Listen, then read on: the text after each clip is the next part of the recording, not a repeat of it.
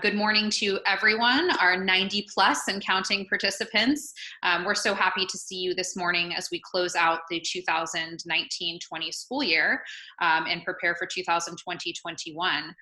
What we wanted to do with our time today is to highlight the work of our educators, our support staff, our service providers, our teachers who are doing tremendous, creative, innovative things out there in the field right now in the wake of a very difficult time.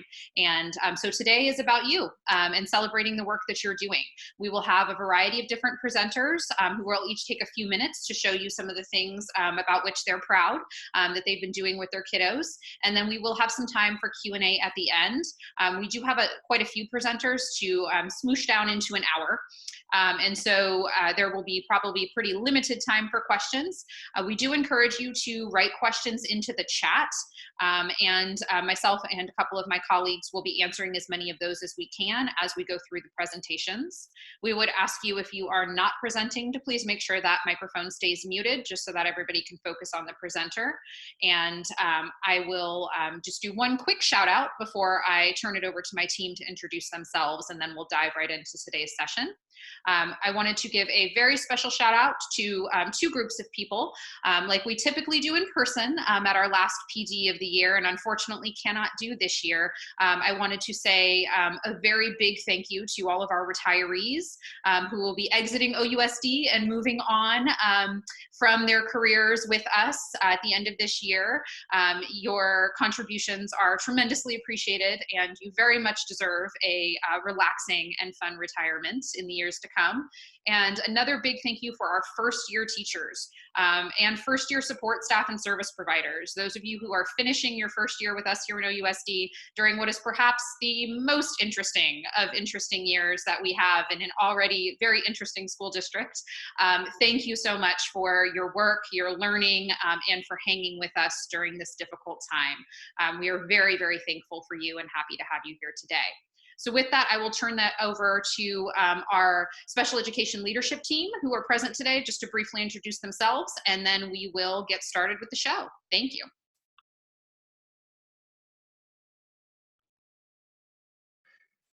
Pre-K will start. We'll go in order of youngest to oldest. How about this? So my name is Teresa Lozak. I am the preschool special education coordinator and the proud principal of Burbank Preschool. I'll go next. I'm Allie Guilfoyle, an elementary coordinator working with networks 2 and 3. And I'll pass it to Carrie. Ray Kaufman, coordinator, middle schools. I also have network 4 of the elementary schools. Good morning, everyone. I'm Naku Pogue. I am the coordinator for our high schools.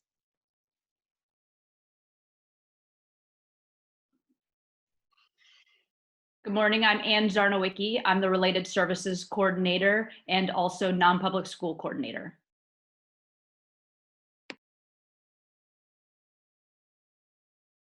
And David was unable to join us on the call this morning because he's at Cole for a facility walk. So that, I think, is our entire continuum.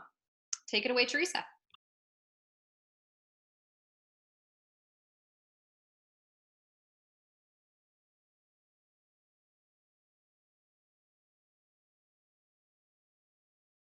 You're muted, Teresa.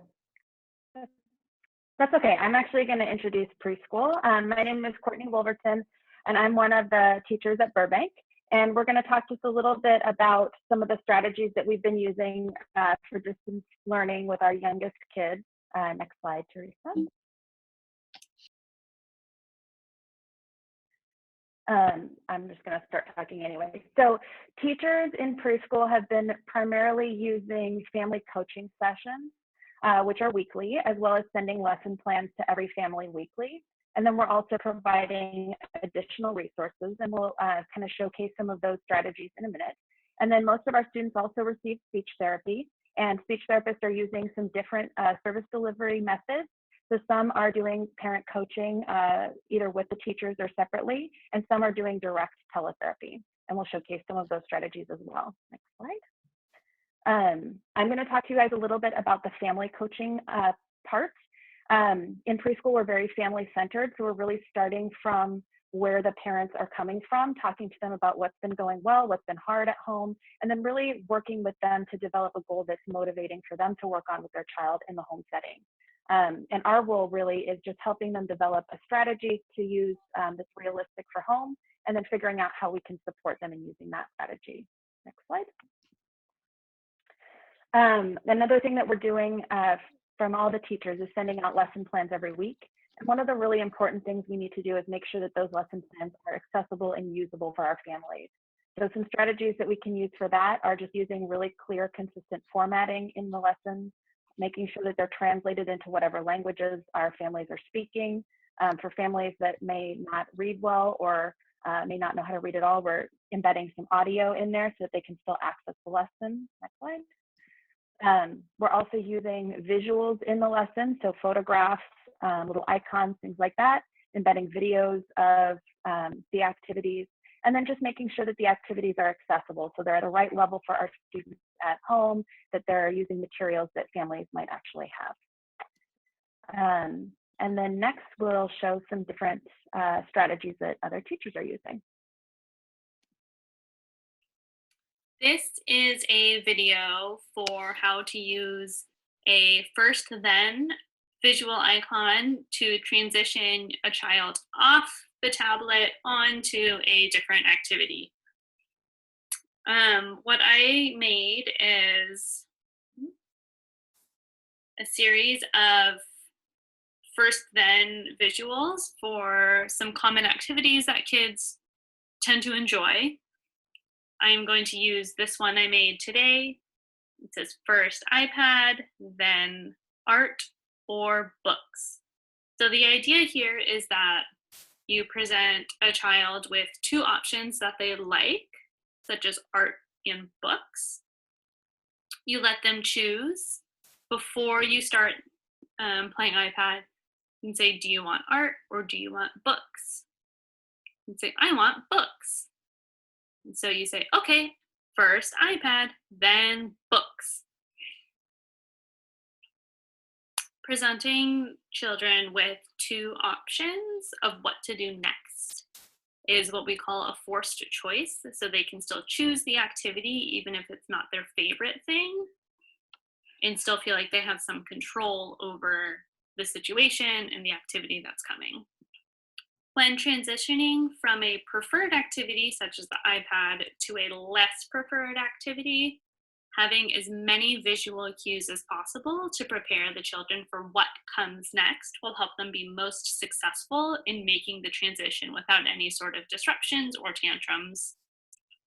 So in this example, I am going to choose books as my activity to do after iPad.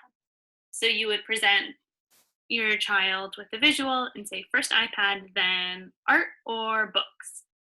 And they will choose one. They can touch it. They can say the word, I choose books. And then what the parent does is you say, okay, first iPad, then books. And using a predictable structure of language, such as first, then, will help them anticipate what's coming and help them feel comfortable knowing that the transition is coming.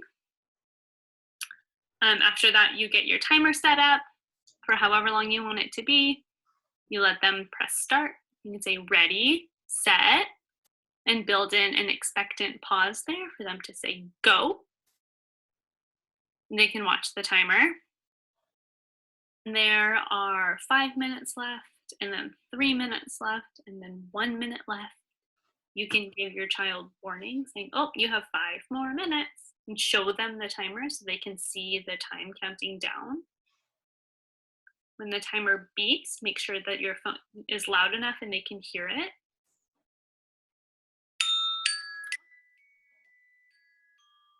And say, that's the timer. The timer is all done. So iPad is all done. And put the iPad away. Show them the visual again. And say, iPad is all done. It's time for books. And then immediately give them the next activity so they have something smooth to transition into. and hopefully make that transition without any sort of dysregulation. I just wanted to say Noelle didn't introduce herself, but that was Noelle Winter, who's in charge of our moderate to severe STC at Burbank. And she also works with our children who are most medically fragile and have visual impairments as well.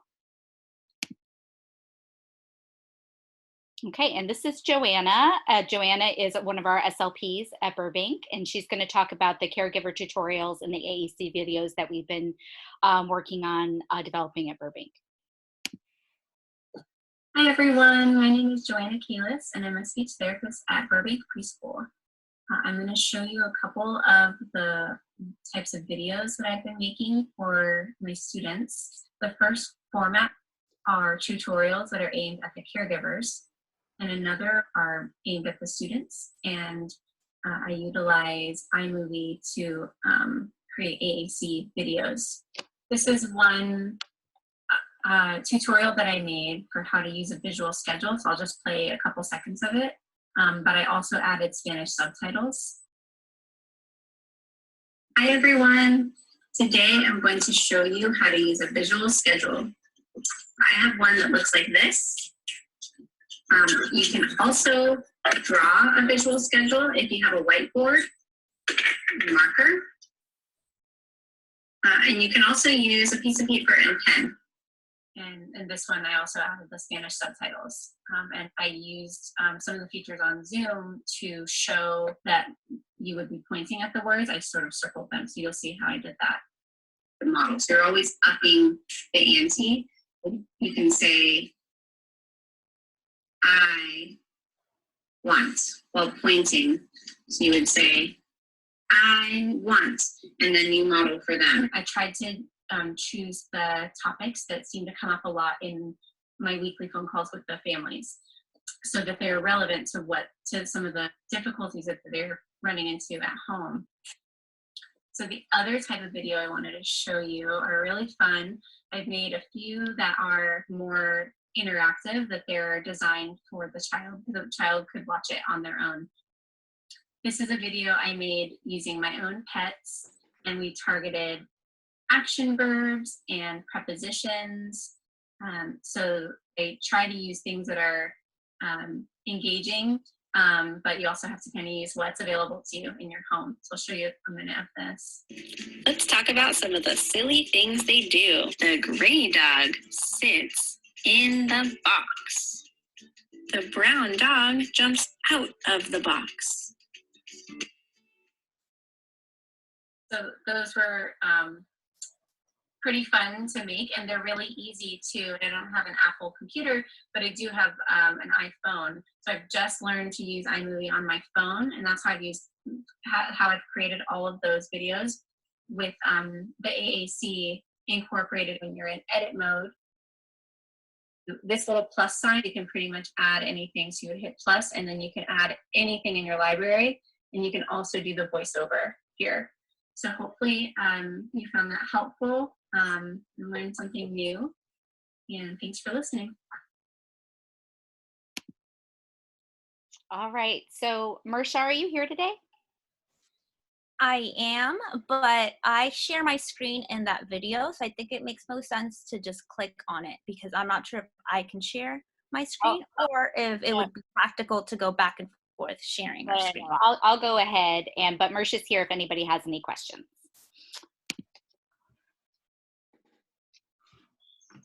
Hello, my name is Mersha, and I am a special ed teacher at Burbank Preschool.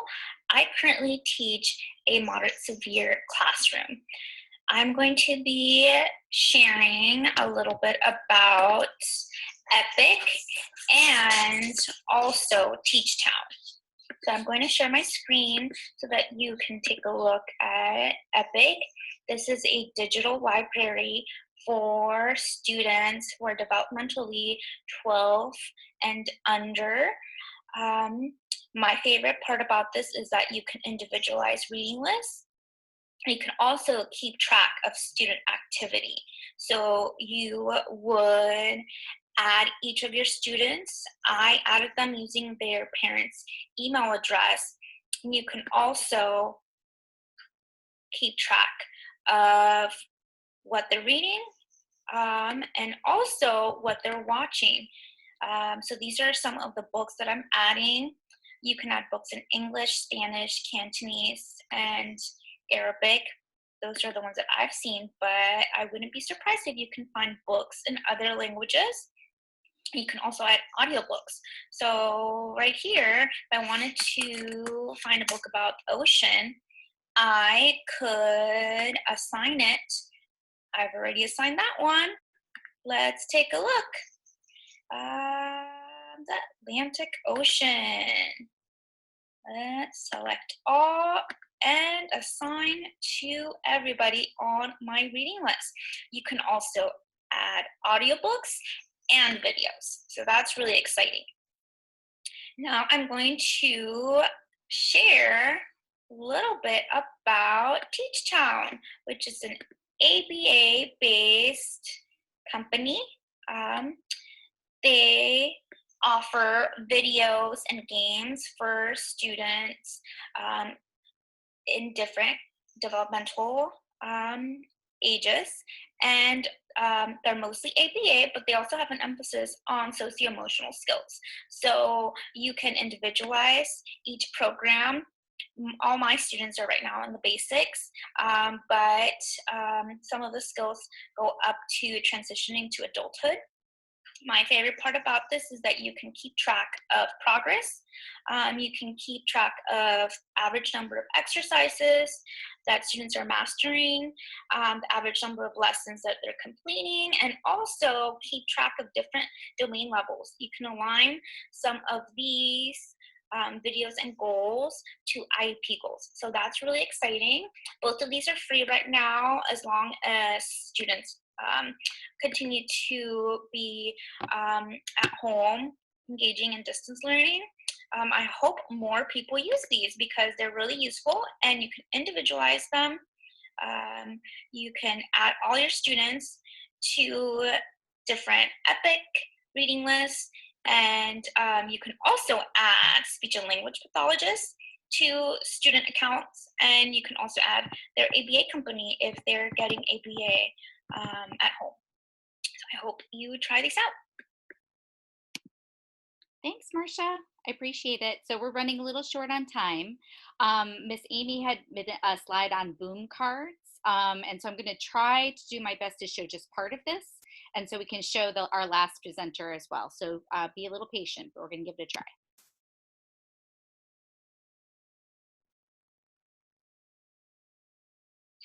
Hello, everyone. My name is Amy Harmon. I'm a speech therapist at Burbank Preschool.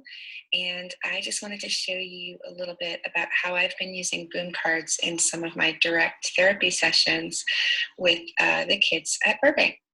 So for those of you who aren't familiar, boom cards are basically interactive decks of cards that you can either use in therapy sessions or you can send home and assign to students for home practice.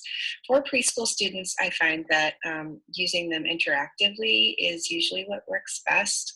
So if you do send them home, make sure that the parents are familiar with how to use them and how to practice with them. I'm going to quickly go to my library and just show you a few of the boom cards that I've been using. And these are all ones that I've downloaded either for free or made myself. So I'll show you just a quick one that I downloaded for free, which is a bug-themed listening activity. And this can show you that you can either use these decks for what they were created for and intended for. Basically, this is a following directions activity, or you can use them in a more interactive way, something a little more play-based, which works better for some of our kids. So let's go to the next one here. And you can see that there are movable elements here in boom cards that you can click and drag. And you can either have the child tell you what to do, or you can give the child remote control so that they can click with their parents' help usually and move some of the elements around. So as you can see, some of these elements are fixed. I can't move these, but I can move the bugs. So some of the things you could do are just use it as it's intended. You could give the student remote control and have them follow the directions. Put the ladybug on the bench. And they could put the ladybug on the bench themselves. And so I'm going to click forward to our next presenter, but Boom Cards is really interesting, and there's more of this video that we're going to be recording. You can watch the whole thing, or you can just look up Boom Cards on the internet. And then here is our last presenter from pre-K. This is Kristen Rossman, who is one of our speech therapists and one of our AAC specialists on campus. Hi everyone, my name is Kristen Rossman. I'm a speech therapist at Burbank Preschool, and I'm going to show you how I am using features of the Google Suite during my teletherapy session. First, I'm going to share my screen with you. I already have something. First of all, I'm going to take you to my Google Drive. This is my Google Drive where I have all of the things I'm using for a particular student. First, I'm going to show you how I use Google Docs. I use Google Docs to create a visual schedule. So first I bring this up, and I've uploaded pictures that are directly from her iPad that I've taken screenshots of, or I have inserted images that I found directly on Google. First we'll sing this hello song, and I'll drag it right over, just like I would a visual schedule with Velcro. That's how I use Google Docs. Next, I would like to show you how I use Google Slides. Google Slides, sorry, it's a little scattered. This one's a little more clean. I've inserted a visual scene of a kitchen with the icon for where, so we can talk about where things should go. You can see that we put the ice cream in the freezer over here. We can do silly things like put the milk in the microwave. Yuck. And have fun focusing on the word where. And I also should give credit. My colleague created both of these slides, and they're incredible. This one is how to create a sandwich. They're so fun. Next, I'm going to show you how to use something called Jamboard. So you access Jamboard by going to the Google Suite up here, scrolling down until you see Jamboard. You can click on that. I'm just going to bring you right up here to my Jamboards. See? You can see all of them. These are the ones I have. Most of them are core boards because I like to use visuals throughout my therapy sessions. I have taken screenshots of all of the core boards, and then I paste them into here or upload them. Upnote, it has to be an image. It cannot be a PDF. And then I use these features over on the left-hand side to draw on it. So I can choose a favorite color of the student, choose a highlighter or a marker, whatever my heart desires. And I can say, I like it, and color all over it and have so much fun bringing attention to the icons we are focusing. So it's too bad we have to keep going, but I wanted to give a shout out for the AT-AAC live trainings that are going on. I think they're going on still throughout the year, and so please click on them and enjoy them. Thanks, that's what we have from preschool. I'm going to go forward to the next presenter. Hi guys, I'm Raina Guerra, and I teach Counseling Enriched workshop, and I teach SEC math here at Fremont High School. So I wanted to just give a short presentation on what we are doing at Fremont. So next slide.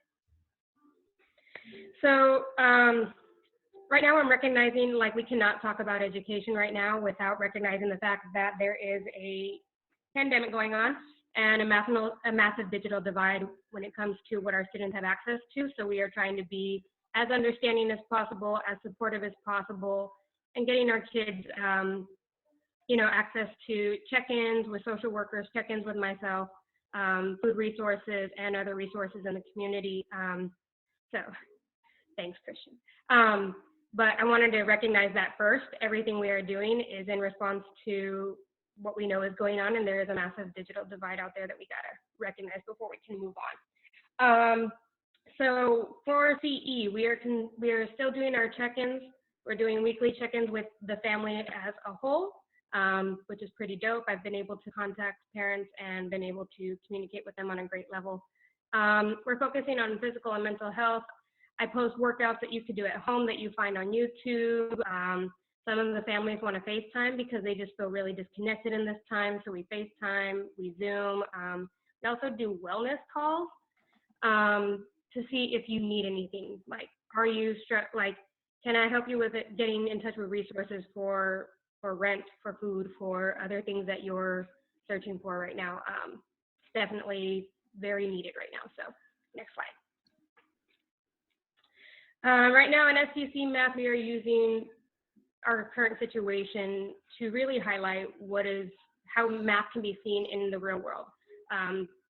I go to this website quite often and I talk to the kids about like, hey, what are you seeing? What are these graphs showing you? And how is this being represented in not only our communities, but across the state and the Bay Area as a whole? So in high school, we are utilizing Google Classrooms to the extent to which we know our kids have access to technology. So we're doing our best, and that's what we're doing right now. Thank you, guys.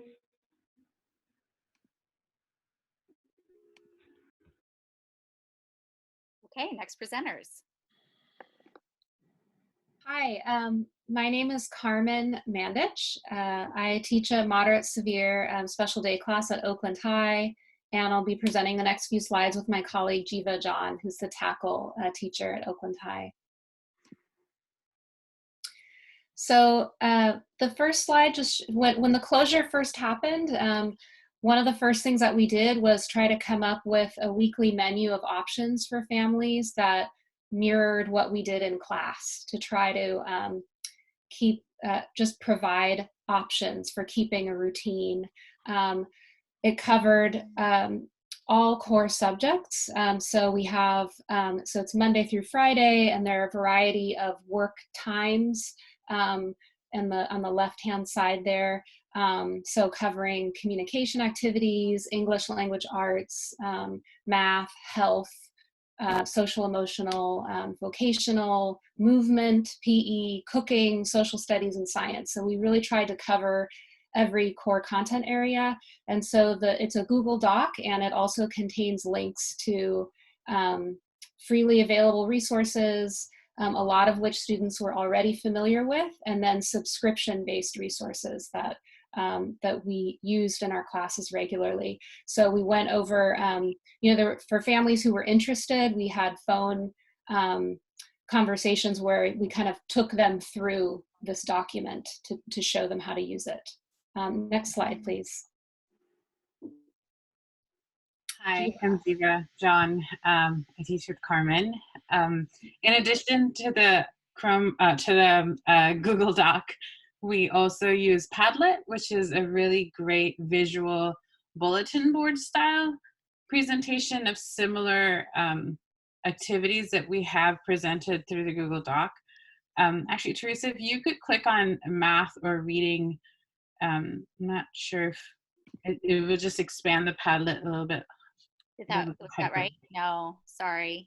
That's okay. Those are links, hyperlinks. Those are in that presentation itself. So if folks, yeah, there you go. This is a clearer.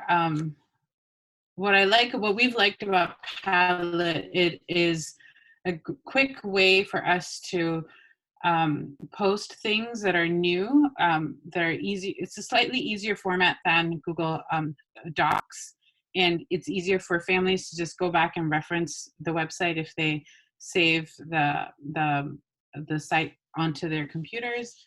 And adding activities onto these hyperlinks is also really quick.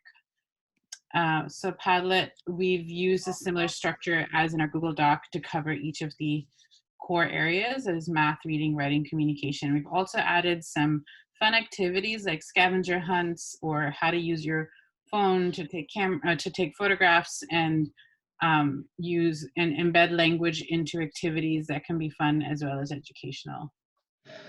Next slide, please. Let's see, Carmen again here.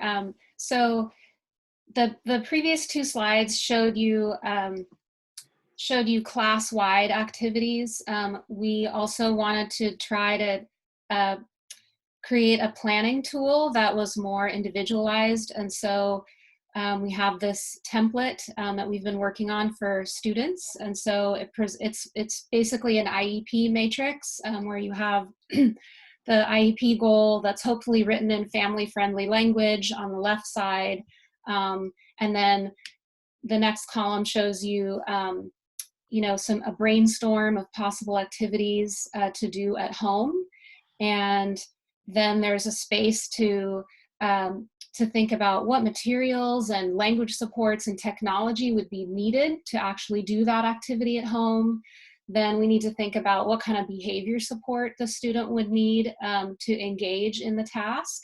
And then finally, a space to think about what kind of real-time remote support might that student need, might that caregiver need to help implement that activity. And so this document has been helping facilitate collaboration between service providers.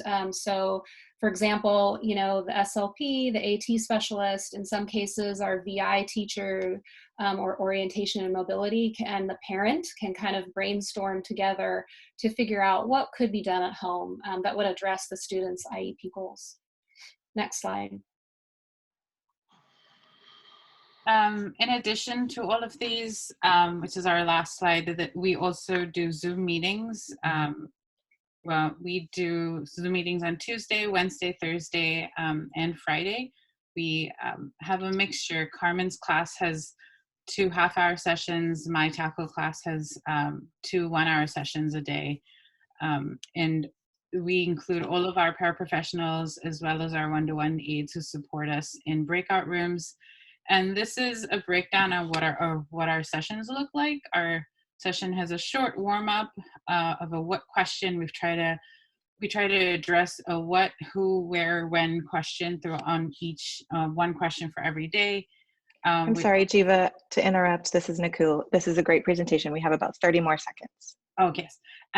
We also address shared reading, shared writing, and then we also have a math section at the end of the day. And we also make sure that our paraprofessionals engage in some fun activities. One of the fun activities we do in our class is hangman. So that's it. Thank you. I hope this was helpful. Thank you so much. All right, our next presenters. Hi. I, like many of you, got excited by the trainings that we were offered here about Seesaw, and I just wanted to share something that I did. You can change the slide.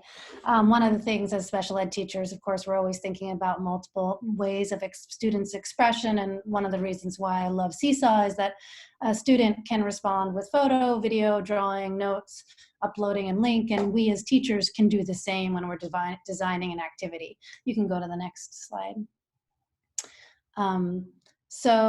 Oops. Sorry. That's okay. There we go. So I just started a 5th grade distance learning art project. And so the images that you see are from Seesaw. I challenge my students to document their art craft. And our student Angelo started, this is a poem that he wrote. He went through many drafts. It's sweet. He got inspired by Valentine's Day because we hadn't properly celebrated Valentine's Day in the classroom. And so he made a Valentine for every student combined with origami. And he left them outside for me and I mailed them to our students. In his Seesaw post, he also recorded him reading it, and he had multiple chances to read it. And the one thing that I wanted to share with you, so he chose a poem. Every student can choose their own art form for expression. And I wanted to share, if we had time, a couple moments of this puppet project video. Another student chose puppets, and I just wanted you to see us working in a Seesaw together. And I will just say that this link is unlisted and nobody's seeing this except for us, but it is in my OUSD account. Pretty aggressive. And he has sharp teeth, for God's sake. So he can just probably munch through some metal or something. If you can make it a little bit bigger. So this is just a student talking about, on the right. I think. Angela has an Instagram, and probably my mom is gonna get it for me, but maybe not because I'm 10. So we're Zooming together and he's sharing his screen with me and he's documenting his puppets. And well, I didn't really come up with a name, so why can't he just be, I don't know what a name can be for him. every student, so he had to come up with a puppet for every student, a name, and a story. Mangled up. What can I name him? Erika, do you have a name for this? But it's not a frog. It's not a frog. It's mangled up. Black his eyes, sharp teeth, mangled. But that name's already took. Mango green. Why don't you call him that? Mango green. Okay. Type it in. That sounds like somebody can throw up and then they made mango green. Green. Wait, it's throw up. How about we just call him?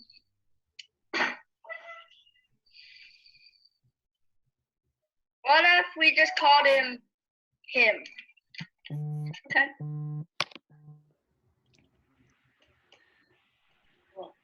Angelo and yes, him. Okay.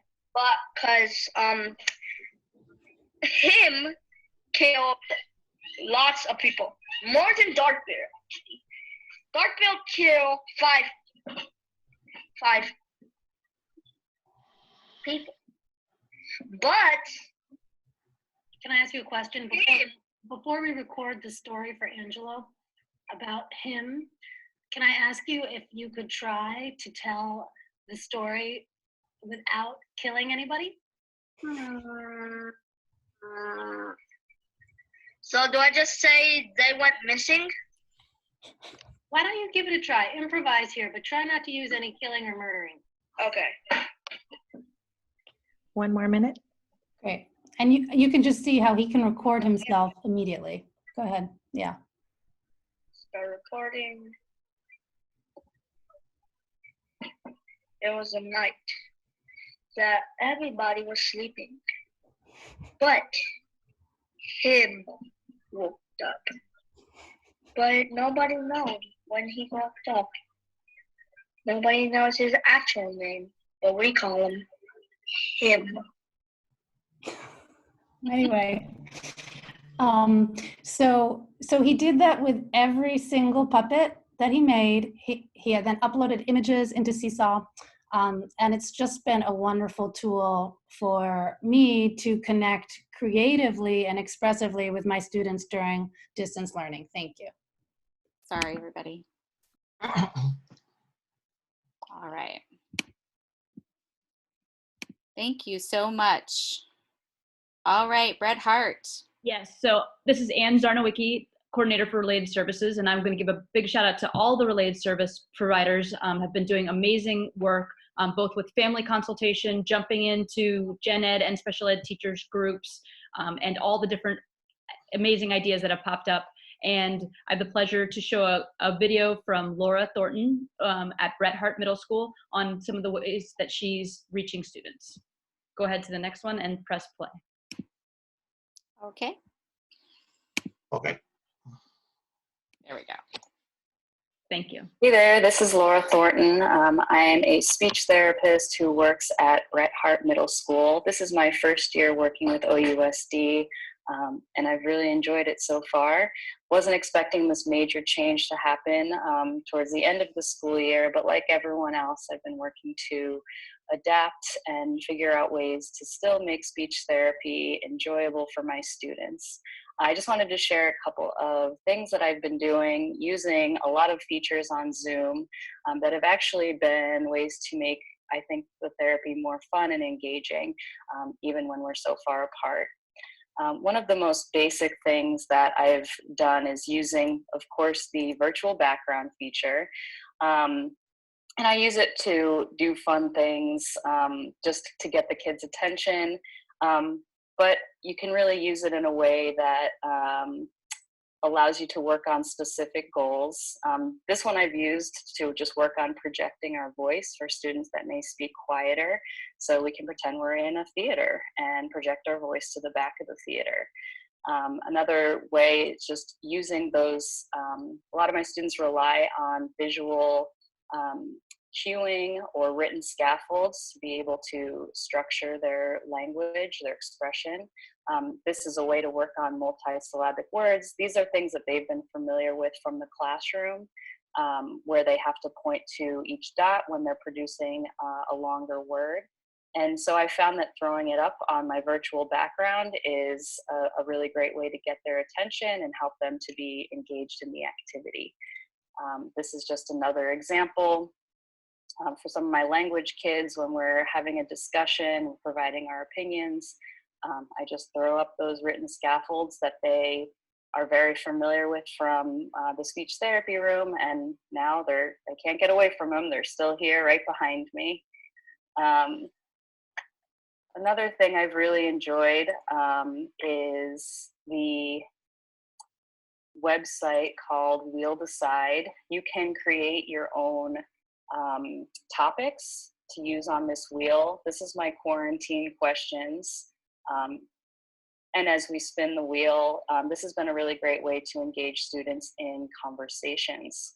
And we ask these questions to one another, and I like to use the spotlight feature on the videos to spotlight each of the students whenever they ask a question or provide a comment. And this helps them, I think, feel a little bit more of responsibility to participate and to engage with their other classmates.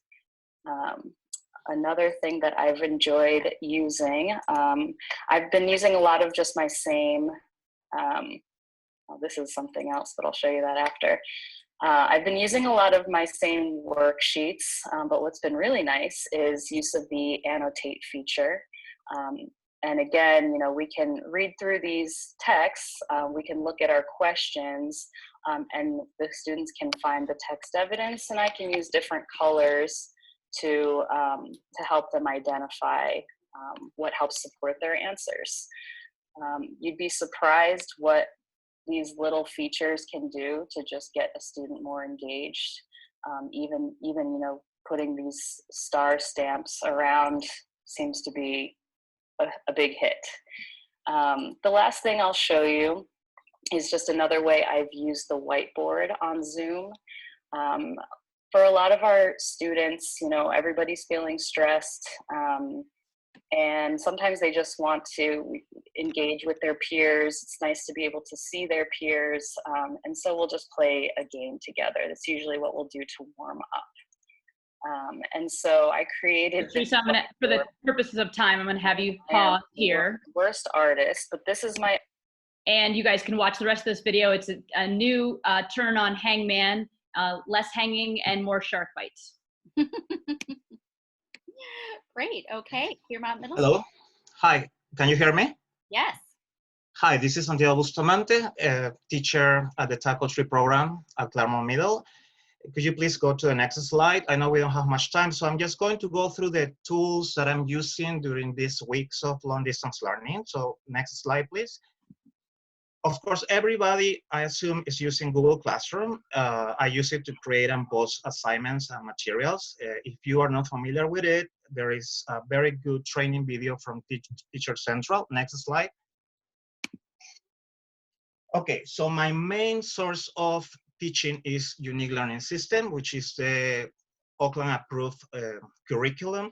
I'm focusing this time mostly on News to You, but you have access to the monthly units from Unique Learning System, the articles that are posted every week from News to You, and also visual support or icons from Symbol Sticks. Due to school closures, we also have access to a feature called L3 Skills, which are interactive games that can be really helpful for your students, and other features. Next slide. Okay, so I was saying that News to You is my main source of materials. This season, we have had very good articles that are current and relevant, like talking about coronavirus, Stress Awareness Month, thanking hospital workers. This week we have one about creating your own garden at home. So I think all those topics are really meaningful to students, and you can read these materials and you have lots of uses that you can give them. If we go to the next slide. Okay, so for example, before I read an article, I always go to the communication board, which you see right now here. It's under COM board, and you can use this vocabulary chart to help your students learn words if they are sight word readers. If they use AAC, they can locate those words on their devices. They can make sentences using the words that are related to the reading. Next slide. Okay, so these are useful tips or advices. Could you please do one click? Teacher, so one click so the animation appears. Oh, okay, so teachers can differentiate the reading level that you want your students to read. You can see, which just appear is how you can highlight in orange the type of reading you want for your student. One more click, please. So something that I recommend, because I do this a lot on Zoom, is don't forget to share your computer sound, that's why I posted this picture there. So the students can hear the reading from the computer. And also, please, one more click. This is a very nice feature. You can share your remote control with your student or students one at a time, so they can actually click on the reading button and do it. So this makes it more interactive. Next slide. Okay, so this is for those who are not familiar with the use of reading a news to you article. These are the features that you have. You have a table of contents, a go button that takes you through the different pages. You have arrows that move you through pages. You have the button that is the speaker button that the student will need to click in order to read. You can enlarge the page using that cross and arrows. And something that is a useful thing, it happened to me for weeks and I didn't know what was going on. Could you please do a click? There is an annoying blue bar that sometimes makes the reading very short or very difficult to see. So I called News to You and they told me that I had to disable it. So if you hit the heart that appears there, you see the heart, and you do one more click, you can hide the schedule. You can hide the schedule. So when you hide the schedule, that annoying blue bar will disappear and your reading will be much larger. I particularly don't use class schedules. That's why it's not important to me. I will answer questions later. The menu on the top left shows you, one more click. On the top left, you will see a menu that has an earth that says N to Y, has several features that you will be able to access during a reading. Next slide, please. Okay, something that is good for students who have iPads at home.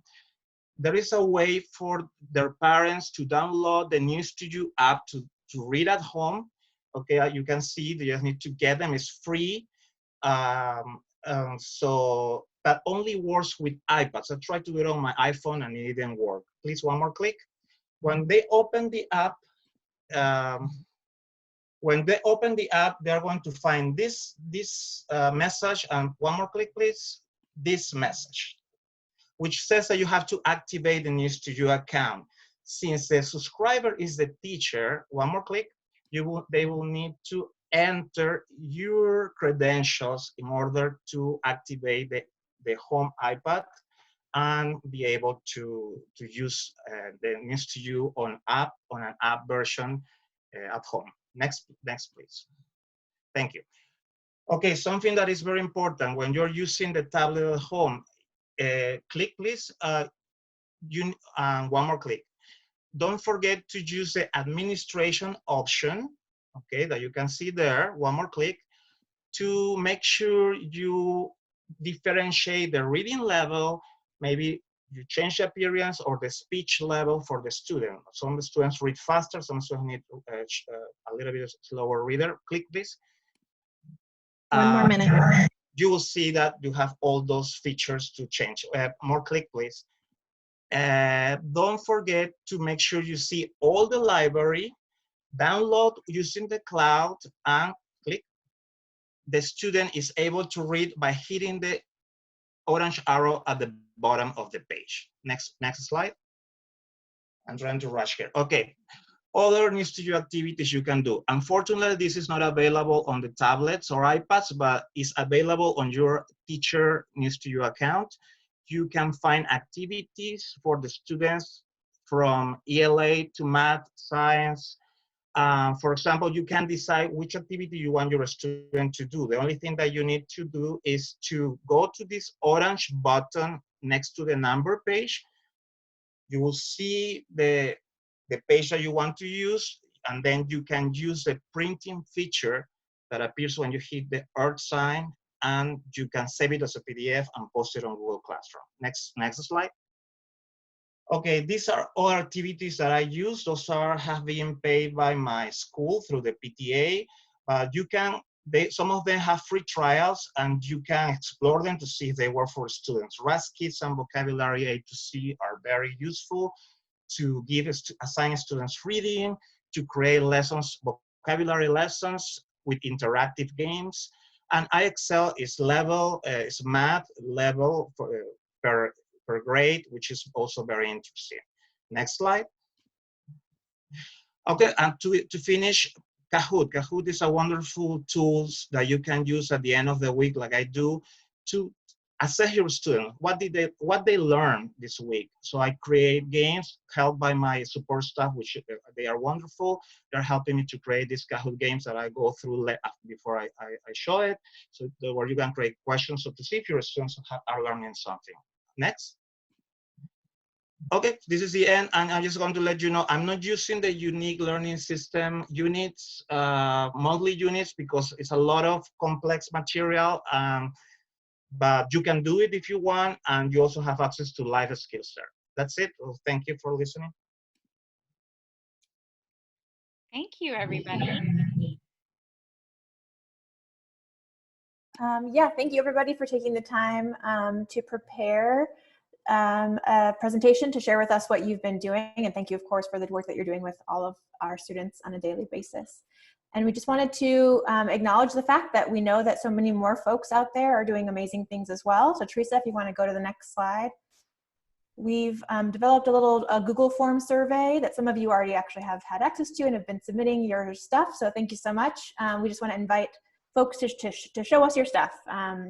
There is a live link in the slideshow, which you can access, and we'll be sharing it out in other ways as well. So just an invitation for folks to share with us their docs, their links to videos, or whatever you have that you'd like us to see and be able to share more widely. All right, thank you all so much. This is my first time seeing the entirety of the presentation, and I'm just so impressed by all of the really fun and exciting things that were contained herein today. I also want to thank all of you who have been making comments or asking questions in the chat. The questions that were a little bit more in-depth to answer, we have bumped out into a Google Doc, and we'll be sharing with all of you. We will also put the link to the slides and the Q&A into our Master Distance Learning document so that we have it available in a place that I know a lot of people have been coming back to reference. There are a few minutes remaining, and so if there are any questions for our presenters before we close out today, we would love to do that. And then if folks have specific questions relative to their classroom, the coordinators and I will be able to stay behind for a few minutes after we close the main session to be able to address those as well.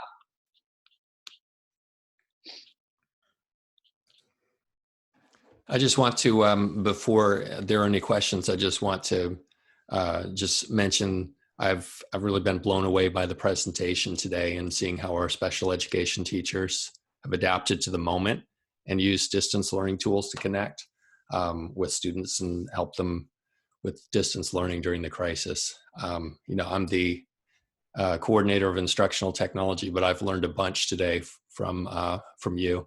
And your amazing work. It's a testament to your dedication, to your creativity, and to your skills. So just a huge shout out to all of the presenters today, and thank you for sharing. I'm going to be recommending to to all OUSD educators that they watch this webinar. So thank you. Thank you, Caliph. Okay, so I know we have just a couple minutes remaining, and I know we had a question for the master distance learning document. Michaela put the Google link in the chat, so if you don't have that bookmarked, you can go ahead and utilize that link. I realize this is the last time I'll probably see many of you before we close for extended school year and wrap up this year, and just wanted to say again, that we are so very grateful for all of you and your work with our families and students.